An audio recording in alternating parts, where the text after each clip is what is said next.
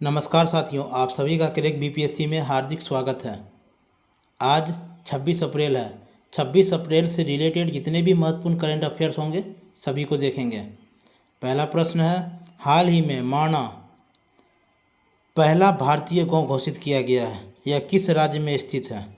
तो हाल ही में माना पहला भारतीय गांव घोषित किया गया है, यह किस राज्य में स्थित है? तो इसका राइट आंसर हो जाएगा ऑप्शन सी, उत्तराखंड।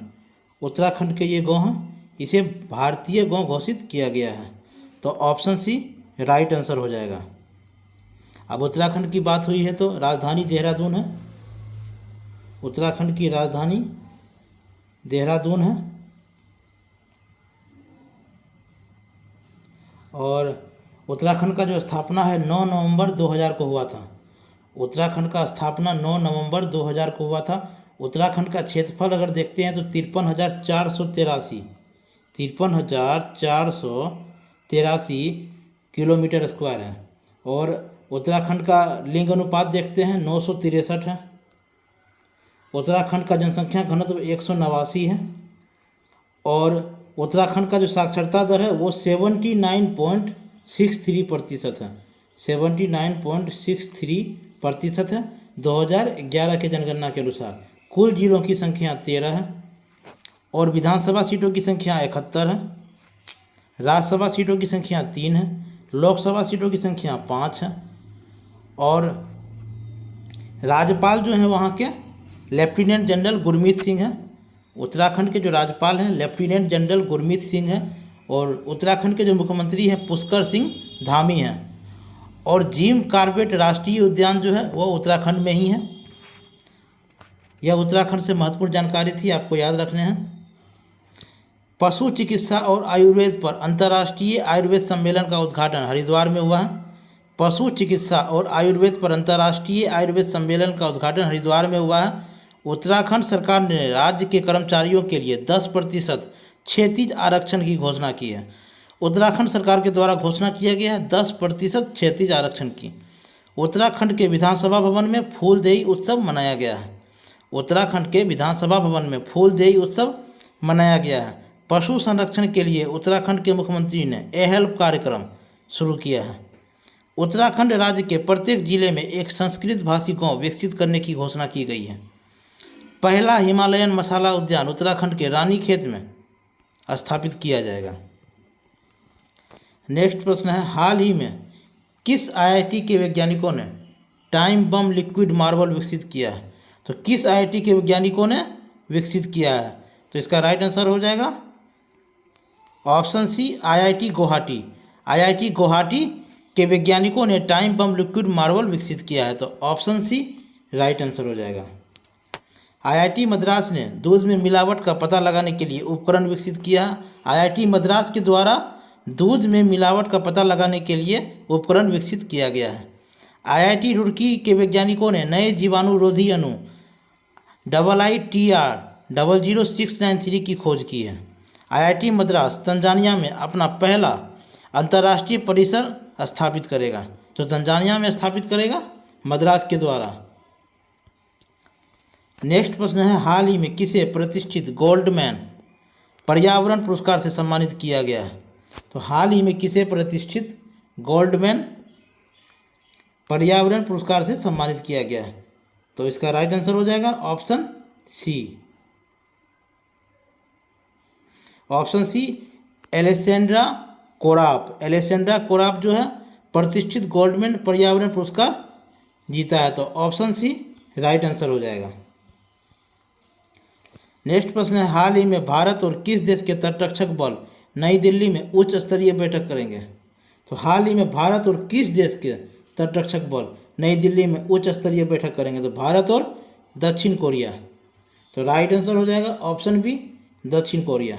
भारत और दक्षिण कोरिया के तटरक्षक बल नई दिल्ली में उच्च स्तरीय बैठक करेंगे। दक्षिण कोरिया दुनिया के सबसे बड़े चीफ सेंटर का निर्माण करेगा। दुनिया के सबसे बड़े चीफ सेंटर का निर्माण दक्षिण कोरिया करेगा। ओशिनिक्स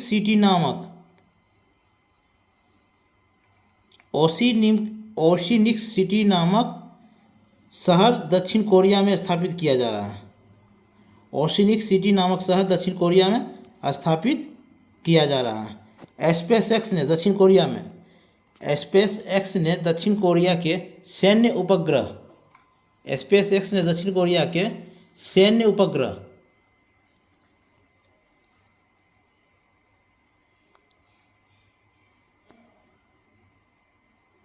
ANASIS-2 को सफलतापूर्वक लॉन्च किया है। स्पेस एक्स ने दक्षिण कोरिया के सैन्य उपग्रह ANASIS-2 को सफलतापूर्वक लॉन्च किया है।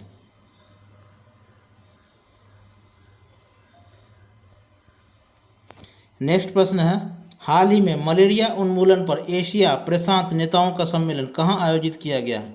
तो हाल ही में मलेरिया उन्मूलन पर एशिया प्रशांत नेताओं का सम्मेलन नई दिल्ली में आयोजित हुआ है। तो ऑप्शन ए राइट आंसर हो जाएगा, नई दिल्ली। नई दिल्ली में मलेरिया उन्मूलन पर एशिया प्रशांत नेताओं का सम्मेलन आयोजित हुआ है। तो ऑप्शन ए राइट आंसर हो जाएगा। नेक्स्ट प्रश्न है, किस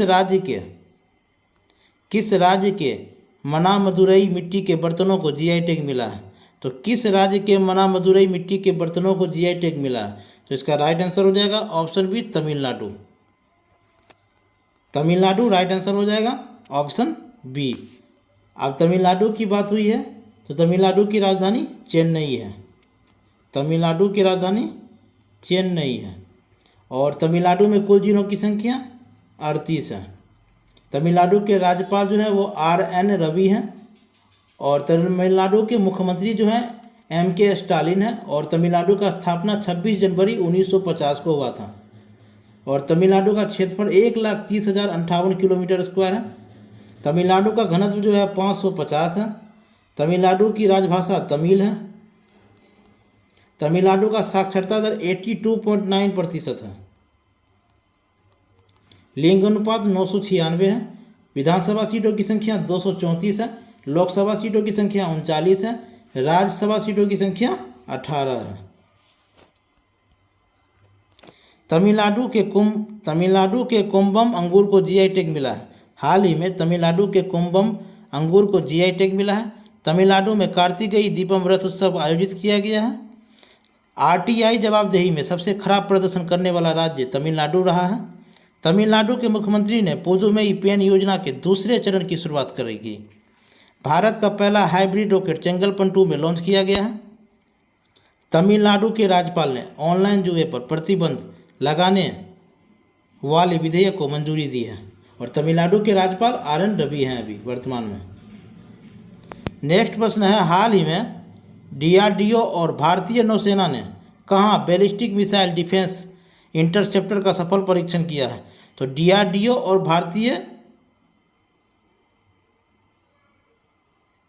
और भारतीय नौसेना ने कहाँ बैलिस्टिक मिसाइल डिफेंस इंटरसेप्टर का सफल परीक्षण किया है? तो इसका राइट आंसर हो जाएगा ऑप्शन सी, ओडिशा। ओडिशा में किया गया है। DRDO और भारतीय नौसेना ने बैलिस्टिक मिसाइल डिफेंस इंटरसेप्टर का सफल परीक्षण। तो ऑप्शन सी राइट आंसर हो जाएगा, ओडिशा। अब उड़ीसा की बात हुई है तो उड़ीसा की राजधानी भुवनेश्वर है। उड़ीसा की राजधानी जो है वो भुवनेश्वर है और उड़ीसा का गठन 1 अप्रैल 1936 ईस्वी को हुआ था। उड़ीसा में कुल जिलों की संख्या 30 है। लोकसभा सीटों की संख्या 21 है। राज्यसभा सीटों की संख्या 10 है। विधानसभा सीटों की संख्या 147 है और राज्यपाल जो है प्रोफेसर गणेशी लाल है। उड़ीसा के राज्यपाल कौन है? प्रोफेसर गणेशी लाल। मुख्यमंत्री जो है नवीन पटनायक हैं। उड़ीसा का क्षेत्रफल 1,55,707 किलोमीटर स्क्वायर है। उड़ीसा का राजभाषा ओडिया है। उड़ीसा का साक्षरता दर जो है 73.45% है। उड़ीसा सरकार ने राज्य को 2023 तक शलभ मुक्त बनाने की घोषणा की है। उड़ीसा सरकार के द्वारा 2023 तक शलभ मुक्त बनाने की घोषणा की गई है। उड़ीसा के मुख्यमंत्री ने मुख्यमंत्री शिक्षा पुरस्कार योजना की शुरुआत की है। उड़ीसा के मुख्यमंत्री ने भारत का पहला heavy lift logistic drone launch किया है। उड़ीसा के मुख्यमंत्री नवीन पटनायक हैं और भारत का पहला heavy lift logistic drone launch किया गया है। बाजी रावत राष्ट्रीय फुटबॉल टूर्नामेंट का उद्घाटन उड़ीसा में हुआ है। उड़ीसा सरकार ने कर्मचारियों के अनुकूल पुलिस थानों की घोषणा की है। ओडिशा सरकार के द्वारा घोषणा किया है बच्चों के अनुकूल पुलिस थानों की। आपदाओं से निपटने के लिए ओडिशा आपदा प्रबंधन योद्धा तैयार करेगा। बिहार के कितने जिलों में खेलो इंडिया सेंटर खोला जाएगा? तो बिहार के कितने जिलों में खेलो इंडिया सेंटर खोला जाएगा? तो बिहार के 33 जिलों में, बिहार के 33 जिलों में खेलो इंडिया सेंटर खोला जाएगा। और बिहार में कुल 38 जिले हैं और बिहार की राजधानी पटना है। कुल 38 जिले हैं। बिहार का स्थापना 1 अप्रैल 1912 ईस्वी को हुआ था और बिहार का क्षेत्रफल 94,163 किलोमीटर स्क्वायर है। विधानसभा सीटों की संख्या 243 है।